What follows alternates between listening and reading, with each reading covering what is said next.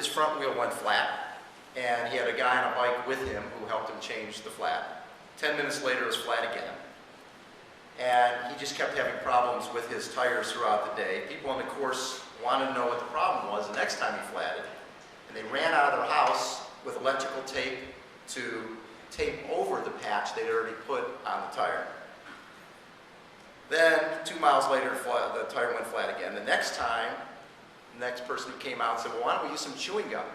They put some chewing gum over the hole, put the patch over the chewing gum, and put electrical tape over that. And he was able to get pretty far. 2 miles out from the finish, the brakes fell off of his chair. And a guy who happened to be on a Harley stopped and gave him some wire to wire up the brakes so at least they wouldn't rub for the last 2 miles. And he still finished in around 4 hours. Please give it up for German Estrada.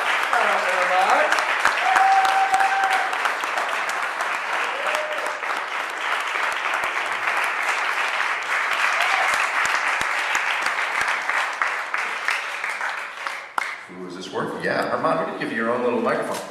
So German, being part of Students Run LA, was planning to do the race again this year.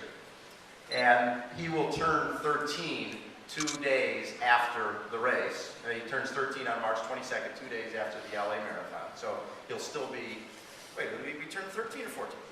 14. He'll turn 14. So he's 13 right now, and he'll turn 14 2 days afterwards. And German, you also found out that, you know, in a wheelchair you could do other types of sports. I saw you playing a little basketball earlier. What type of sports do you want to get into? Basketball, soccer, and maybe football. Maybe football. You like the opportunity. Well, we're excited. We have somebody else here who knows a little bit about wheelchair racing. She has done every one of the LA Marathon events. She's a quadriplegic from Del Mar who was injured in 1982. So this will be her 26th LA Marathon in a row. She's a longtime CAF grantee, elite wheelchair marathoner. And as I mentioned, 26 years in a row. Please give it up for Mary Thompson.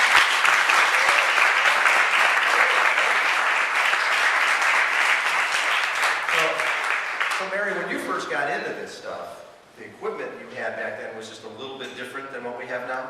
It was a little bit different. I had 4 wheels, but still, you take the cake. How tough is it? What do you think of doing it in an everyday chair? Oh my gosh, that is unbelievable because you have to push a lot of it with one hand because the camper in the street. You must have the biceps of. I'm impressed. Yeah.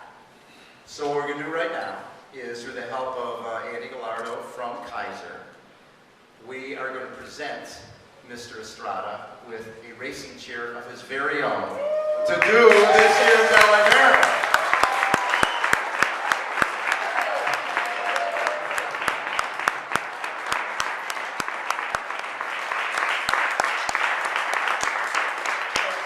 So Mary, tell us a little bit about this chair.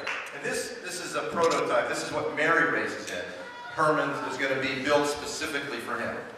This is my racing chair. This is what I was talking about. Is it has something for the camper of the streets that it just holds the camper so you can continue to push with both hands. You don't have to take your hand off and just continue to push with one.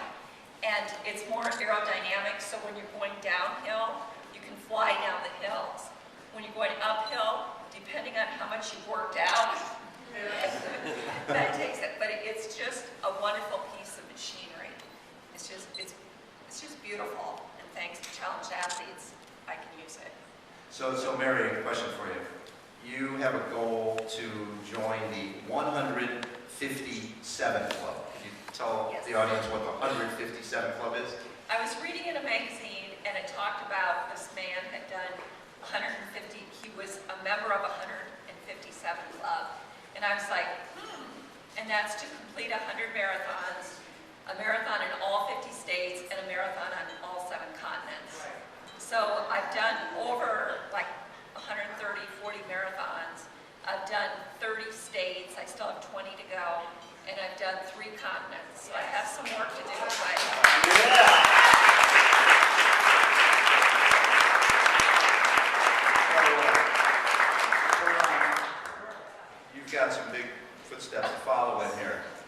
years, you've run one marathon in one state so far. You've got a long way to go for that 157 club, right? Yeah, Now, you had some